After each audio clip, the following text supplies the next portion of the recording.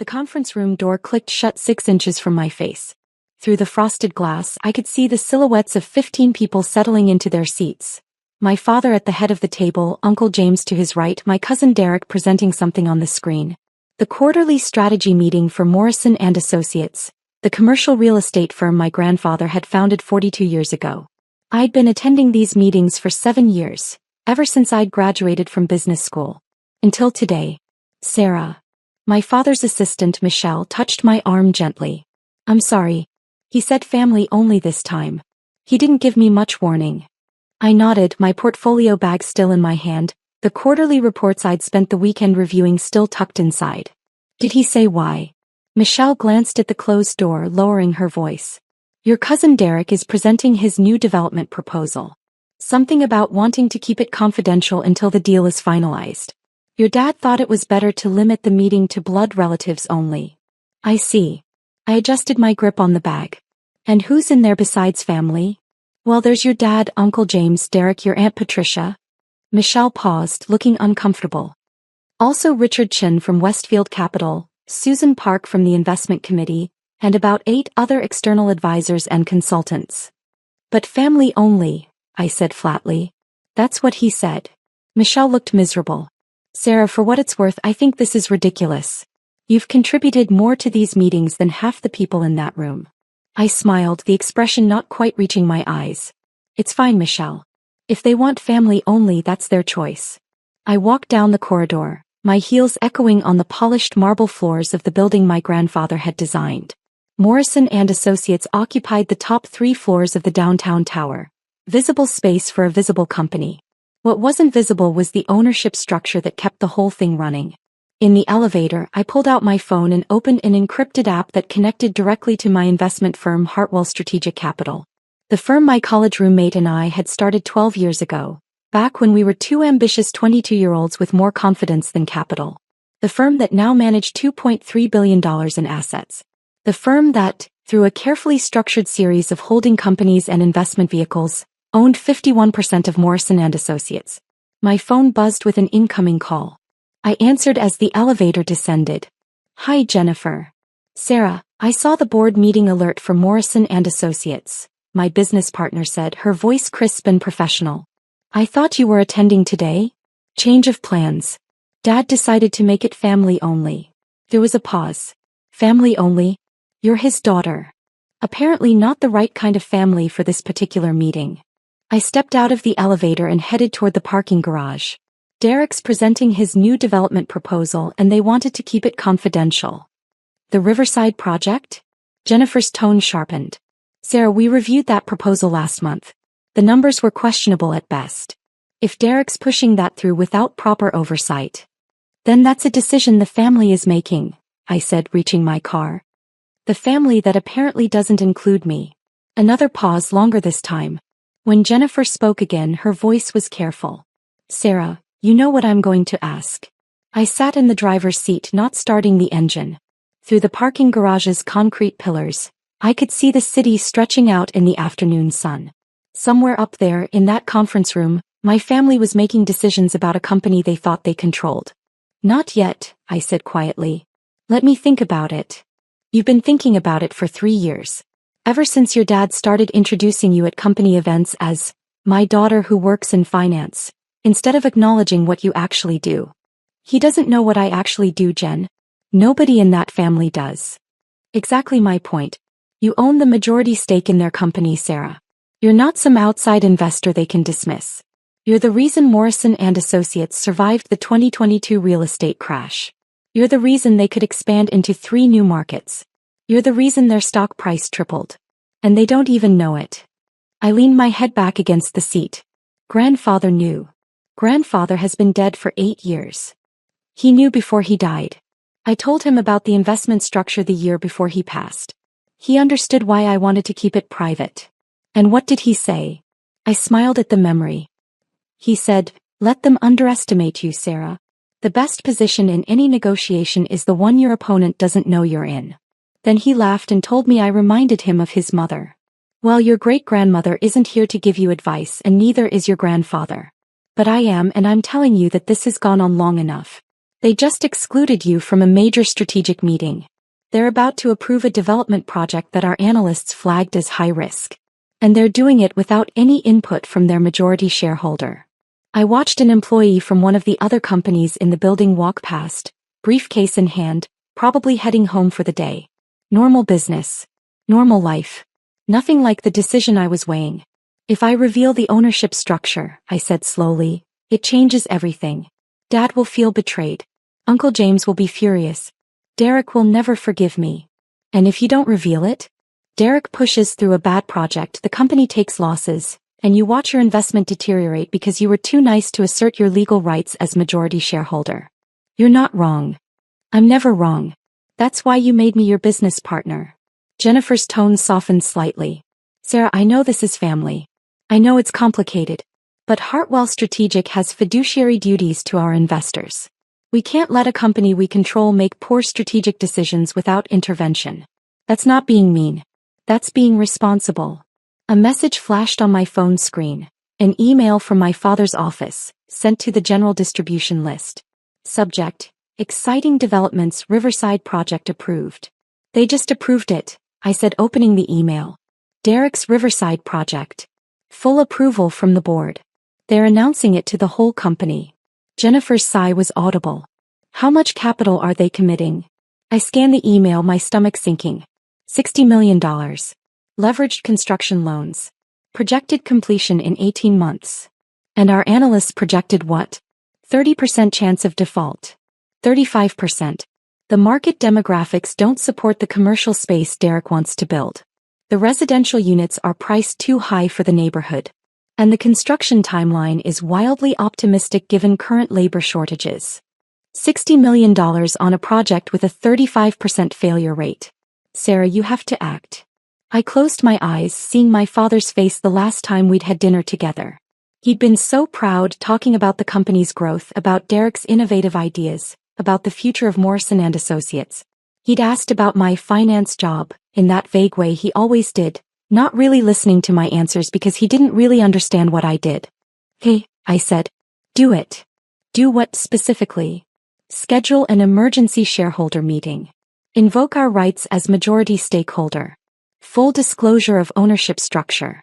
Jen, I want a complete audit of the Riverside project financials before we proceed. If it's as bad as our analysts think, I want documentation. That's going to take a few days to prepare properly. I have time. The Riverside groundbreaking isn't scheduled for 3 weeks. We can intervene before they break ground and lock in the construction contracts. I'll start the paperwork. Sarah, are you sure? I started my car listening to the engine hum to life. No. But I'm doing it anyway.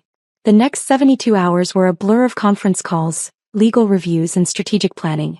Jennifer assembled a presentation that laid out Hartwell Strategic's ownership of Morrison and Associates in excruciating detail. Every shell company, every holding structure, every capital injection over the past 3 years. Our legal team prepared the shareholder rights documentation. Our analysts compiled a comprehensive risk assessment of Derek's Riverside project. On Thursday morning, Morrison and Associates executive team received formal notice of an emergency shareholder meeting scheduled for Monday at 10 a.m. The notice came from Hartwell Strategic Capital, exercising rights as the majority shareholder. My phone started ringing within an hour. First was Uncle James. Sarah, do you know anything about this? Some investment firm is calling an emergency meeting. They're claiming they own 51% of the company. I know, Uncle James. I'll be at the meeting. But who are these people? How did they get a majority stake? Your father and I control the Morrison family shares. We'll discuss it at the meeting, I said calmly. Monday at 10 a.m. He sputtered. This is highly irregular.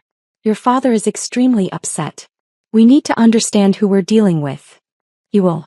Monday. Next was Derek, his voice tight with anger. Sarah, my dad just called me. Apparently, we have to postpone announcing the Riverside project because some mysterious investor is making waves. Do you know anything about this? I'll be at the meeting, Derek. That's not what I asked. I asked if you know anything about who's disrupting our business. See you Monday, Derek. My father didn't call until Friday evening. I was at home reviewing the presentation one final time when his name appeared on my screen. Hi, Dad. Sarah. His voice was strained. I need you to be honest with me. Do you know who Hartwell Strategic Capital is? I set down my wine glass. Yes. And? It's my firm, Dad. Mine and my business partner Jennifer's. We started it 12 years ago. The silence stretched so long I thought the call had dropped. Finally, what do you mean, your firm? I mean, I'm the founder and managing partner of Hartwell Strategic Capital. We manage $2.3 billion in assets. And yes, we own 51% of Morrison and Associates. Another long silence. That's not possible. It's documented in the meeting materials you'll receive Monday morning. But I can walk you through it now if you want. Sarah, how could you own 51% of my company?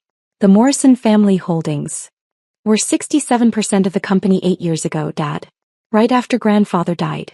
But the company needed capital for expansion and the family couldn't provide it. So Morrison and Associates issued new shares and sought outside investment. Hartwell Strategic provided that capital through a series of structured investments over 3 years. Those investments gave us majority stake. You're saying you bought my company? I'm saying I invested in a company that needed capital. The company that grandfather built. I made sure it survived and thrived. Without telling me. His voice rose. Without telling anyone in the family? I told grandfather before he died. He knew about the investment structure. He approved. My father knew you were secretly buying the company and he said nothing? He didn't see it as secret, Dad. He saw it as strategic. And he understood why I structured it the way I did. Which was what? To humiliate your family? To take control behind our backs? I stood pacing my apartment. No, Dad. To protect the company while staying out of the family politics. You and Uncle James spent 3 years after grandfather's death fighting over every decision.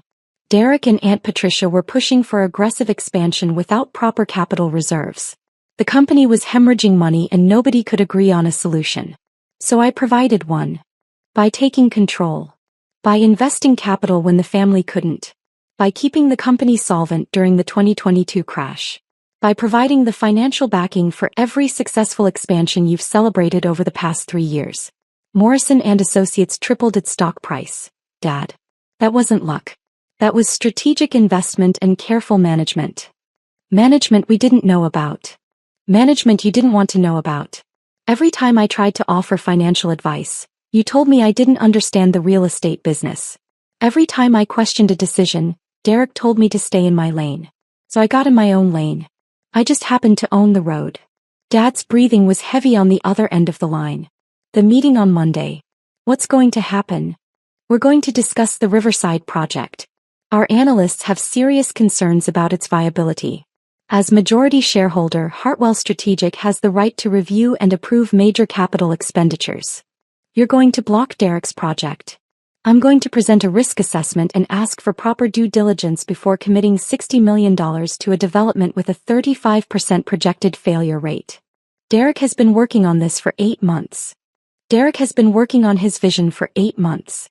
He hasn't been working on the financial fundamentals. The market analysis is flawed, the pricing is unrealistic, and the construction timeline is fantasy. If Morrison and Associates proceeds with this project as currently structured, it will likely fail. And I'm not going to watch grandfather's company lose $60 million because nobody wants to hurt Derek's feelings. So you wait until we exclude you from one meeting and then you drop this bomb? This is revenge, Sarah. No, Dad. This is consequence. You excluded me from a meeting where major strategic decisions were being made. You called it family only, while inviting external consultants and advisors. You made it clear that I wasn't part of the family that matters. So I'm participating in my other capacity, as the majority shareholder. That's not revenge. That's business. Sarah. I'll see you Monday, Dad. Bring your questions. Bring your concerns. But also bring your willingness to look at actual data instead of just family loyalty. I ended the call and sat back down, my hands shaking slightly. Jennifer had been right, there was no going back from this. Monday morning would change everything. The weekend was quiet. No more calls from family. No texts. Just silence. Monday morning arrived cold and clear. I dressed in my most conservative business suit, navy blue, professional, projecting exactly the image I wanted. Serious investor, not apologetic daughter. Jennifer met me in the lobby of the Morrison and Associates building. Ready? No. But we're doing it anyway. That's my Sarah. We rode the elevator up to the executive floor. Michelle was at her desk, her eyes widening when she saw me. Sarah, your father asked me to tell you the meeting is in the main conference room. I know. Thanks, Michelle. The conference room was already full when we entered. My father at the head of the table, his face carefully neutral. Uncle James beside him, looking like he'd aged 5 years over the weekend. Derek across from them, his jaw tight. Aunt Patricia, my cousin Monica, 3 board members I recognized, and the company's general counsel, Marcus Webb. Jennifer and I took seats at the opposite end of the table from my father. I set up my laptop and connected to the display screen. Good morning, I said, my voice steady. Thank you all for attending on short notice. I'm Sarah Morrison, managing partner of Hartwell Strategic Capital. This is Jennifer Chin, my co-founder and chief investment officer. We've called this meeting to discuss Morrison & Associates' strategic direction and to formally disclose our ownership position in the company. Marcus Webb cleared his throat. Ms. Morrison, we've reviewed the documentation your firm sent over. The ownership claims are extensive. Before we proceed, I need to verify. Everything is verified, Jennifer said smoothly, pulling up the first slide. Hartwell Strategic Capital has provided complete documentation of all investment transactions dating back 3 years. Every share purchase was properly recorded and filed. Every holding company structure has been independently audited. And every legal requirement for disclosure has been met. The slide showed a complex ownership chart with Hartwell Strategic at the top and various holding companies branching down to ultimately connect to Morrison & Associates. In the corner, in clear numbers, 51% ownership. Uncle James leaned forward. You're telling us that Sarah's company owns the majority of Morrison & Associates? Not just Sarah's company, Jennifer corrected. Hartwell Strategic Capital is a properly registered investment firm with $2.3 billion in assets under management. We have institutional investors, pension funds, and high-net-worth individuals as clients. Our ownership of Morrison & Associates was structured as a standard private equity investment. There's nothing standard about secretly buying a family company, Derek said, his voice sharp. I looked at him directly. We didn't buy it secretly, Derek. Every share purchase was properly documented and filed with the SEC. The Morrison family received quarterly reports from the company showing the evolving ownership structure. If you didn't read those reports, that's not a secrecy problem. That's a diligence problem. But you never told us it was you, Aunt Patricia said. You hid behind corporate structures. We use standard investment vehicles, Jennifer interrupted. The same structures used by every major private equity firm in the country. There was no hiding. There was simply no reason to announce our identity unless and until we needed to exercise our shareholder rights. Which brings us to today, I said, advancing to the next slide. Morrison & Associates has approved a $60 million development project called Riverside. As majority shareholder, Hartwell Strategic has reviewed this project. We have serious concerns. The slide showed the Riverside project, Derek's architectural renderings, the site plan, the projected revenues. It looked impressive, glossy, professional. Derek straightened in his chair. The Riverside project has been thoroughly vetted by our development team. Your development team is optimistic, Jennifer said. Our independent analysts are not. She clicked to the next slide showing market comparisons. Comparable properties in the same neighborhood have vacancy rates averaging 34%. Derek's projections assume 90% occupancy within 12 months of completion. The neighborhood is gentrifying, Derek argued. Property values are rising. At a rate of 3% annually, I said, showing the data. Your pricing assumes 8% annual appreciation. That's not a minor difference, Derek. That's fundamental market misunderstanding. My father spoke for the first time. Sarah, Derek has more experience in real estate development than your analysts. Does he have more experience than the 3 former commercial real estate executives on our advisory board? Jennifer asked. Or more experience than our chief market analyst who spent 20 years at CBRE? Or more experience than our construction consultant who's overseen $4 billion in development projects? The room went quiet. I clicked to the next slide. We're not saying the Riverside location is bad. We're saying the current project plan is financially unsound. The commercial space is overbuilt for the market. The residential units are overpriced. And the construction timeline assumes no delays in a market where average delays are running 6 months. So what are you suggesting? Uncle James asked. That we cancel the entire project? We're suggesting a complete redesign, Jennifer said. Scale back the commercial component by 40%. Reprice the residential units to match actual market comps. Extend the construction timeline by 8 months. And most importantly, reduce the capital commitment from $60 million to $38 million. That would completely change the project, Derek said, his voice rising. The whole vision.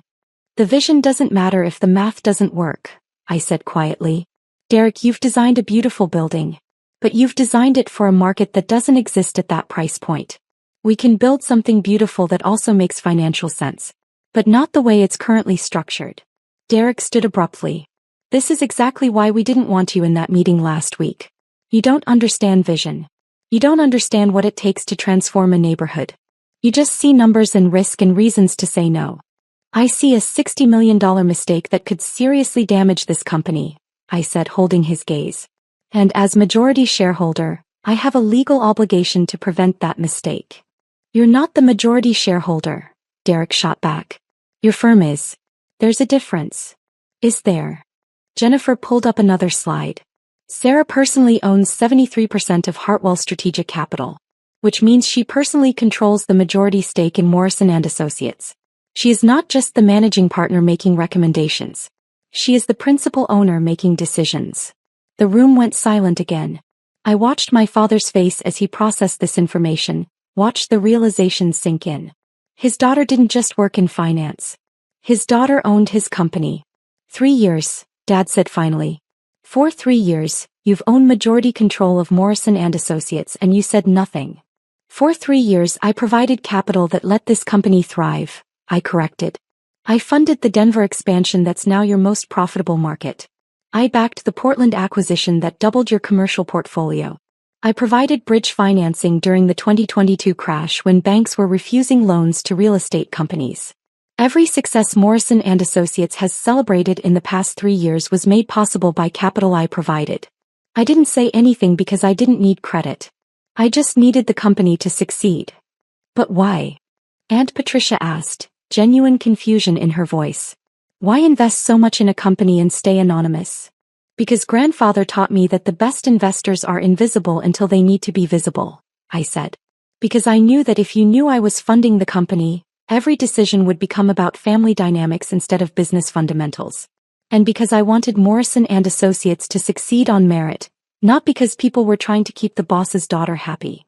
Marcus Webb, the general counsel, spoke up. From a legal perspective, everything Hartwell Strategic has done is proper and documented.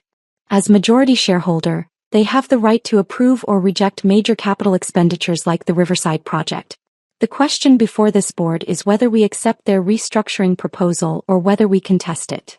Contest it how? Uncle James asked. You can't, Marcus said bluntly. They own 51%. They have voting control.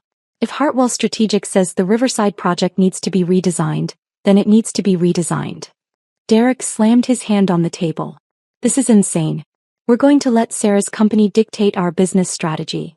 It's not her company dictating strategy, Jennifer said calmly. It's the majority shareholder exercising standard governance rights.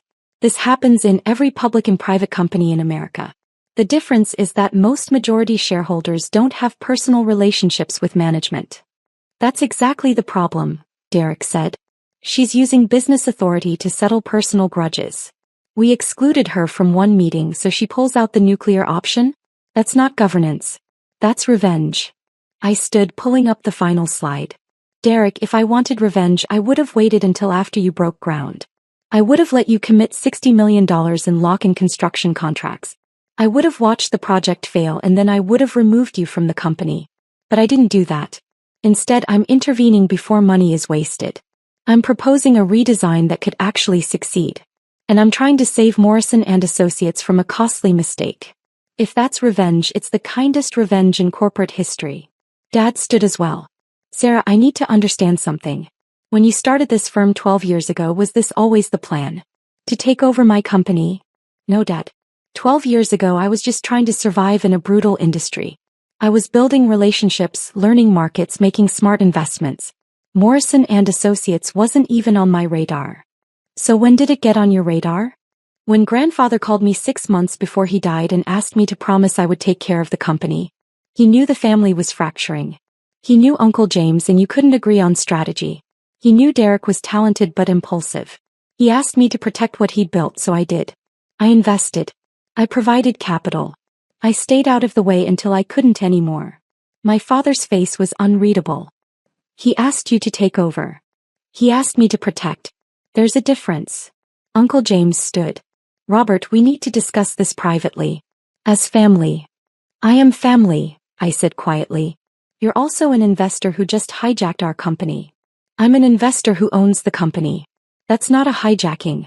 That's how capitalism works. Jennifer began packing up her materials. Gentlemen, the proposal is on the table. Redesign the Riverside project according to our specifications, or cancel it entirely. Hartwell Strategic will vote against any motion to proceed with the current plan. You have 2 weeks to decide how you want to move forward. We walked toward the door, but my father's voice stopped me. Sarah, you said grandfather knew about all this. Do you have proof? I pulled a folded letter from my bag. Yellowed paper, my grandfather's distinctive handwriting. He wrote this the week before he died. I've kept it in my office safe. Dad took the letter, unfolding it carefully. I'd read it 100 times, but I still remembered every word. Sir, by the time you read this, I'll be gone. But I want you to know that I'm proud of what you're building with Hartwell Strategic. Your great-grandmother would be proud too. She was the real business genius in our family, though my father never gave her credit for it. I know you're planning to invest in Morrison and Associates. I know why you're structuring it the way you are. And I think it's brilliant. Let them underestimate you. Let them think you're just the granddaughter who likes numbers. The best position in any negotiation is the one your opponent doesn't know you're in. When the time comes, and it will come, don't apologize for being smart. Don't apologize for being prepared. Don't apologize for protecting what I built. Our family has always valued the loudest voice in the room. But sometimes the quietest voice is the one that actually understands the numbers. I'm leaving you the company, Sarah. Not in the will. Your father would never forgive me. But in every way that matters. Take care of it. Take care of them. And don't let anyone tell you that being underestimated is the same as being powerless. Love, grandfather. Dad read the letter twice, his hands shaking slightly. When he looked up, his eyes were wet. He knew. He actually knew. He understood what I was doing. And why? He left you the company. He left me the responsibility of protecting it. There's a difference. Uncle James took the letter from my father, reading it himself. His face went through several emotions. Shock, anger, resignation, something that might have been respect. We need time to process this, Uncle James said finally. This changes everything. Take your time, I said. But understand that the Riverside project doesn't proceed without redesign. That's not negotiable. Derek was still sitting, staring at the table. I worked on that project for 8 months. I know. And the core vision is good, Derek. The execution just needs refinement. Work with Jennifer's team. Listen to the market analysis. Build something that will actually succeed instead of something that looks impressive in renderings but fails in reality. You don't think I know what I'm doing. I think you're creative and ambitious, which are great traits. I also think you sometimes let vision override math, which is a dangerous trait. Learn to balance both and you'll be extraordinary. Jennifer and I left the conference room. In the elevator, she turned to me. How do you feel? Terrified. Relieved. Guilty. Vindicated. All of it at once. That sounds about right. She squeezed my shoulder. You did the right thing, Sarah. Sometimes being family means being honest, even when honesty hurts. My phone buzzed with a text from Michelle. That was the most intense meeting I've ever seen. Also, you're kind of my hero right now. I smiled despite everything. Over the next 2 weeks, the Morrison family went through stages of grief and acceptance. Uncle James tried to rally the family to contest the ownership structure, but Marcus Webb confirmed there was no legal basis for challenge. Derek submitted 3 revised proposals for Riverside, each one slightly closer to our specifications. Aunt Patricia called to tell me I'd broken my father's heart, then called back 3 hours later to apologize and admit she'd been wrong. And Dad was complicated. He showed up at my apartment on a Wednesday evening, looking older than I'd ever seen him. Can we talk? I let him in, poured 2 glasses of wine and sat across from him in my living room. I've been thinking about what your grandfather wrote, Dad said. About letting you be underestimated. About the loudest voice not always being the right voice. Dad. Let me finish. I underestimated you. For your entire life I underestimated you. I saw you succeeding in finance and I thought, I don't know what I thought. That it was nice. Respectable. But not serious. Not like what I did. You built a real estate empire. That is serious. I expanded an empire my father built. You created something from nothing. In 12 years, you built a $2.3 billion investment firm. Do you understand how extraordinary that is? I had good partners, smart advisors, and luck. Stop, Dad said firmly. Stop diminishing what you've done. I did that to you for years and I was wrong. You're not lucky. You're brilliant. And I was too proud to see it. The words I'd wanted to hear for so long, but they came with too much pain attached. Dad, I didn't do this to prove anything to you.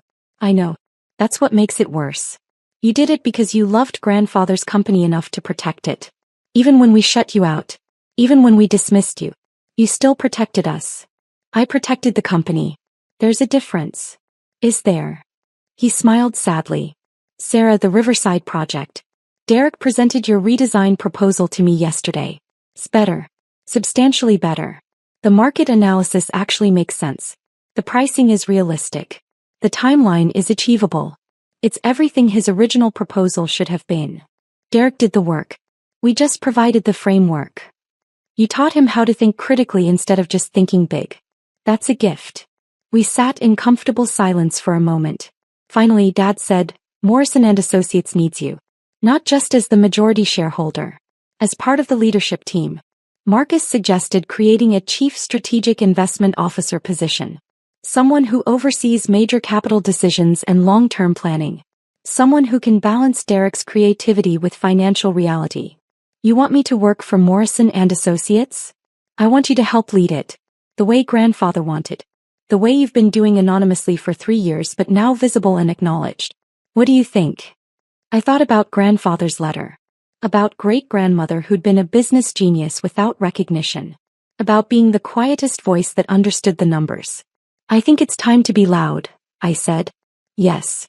Dad smiled, the first real smile I'd seen from him in weeks. Your grandfather would be so proud. Oh, I'm proud. Even if I'm late to the party. Better late than never. 3 months later, I stood in front of the Morrison and Associates board as Chief Strategic Investment Officer, presenting the quarterly investment review. Dad sat at the head of the table. Uncle James was to his right. Derek was there, now leading the Riverside project redesign with genuine enthusiasm instead of defensive pride. And at the far end of the table, the seat I used to occupy when I was just taking notes, sat a new junior analyst.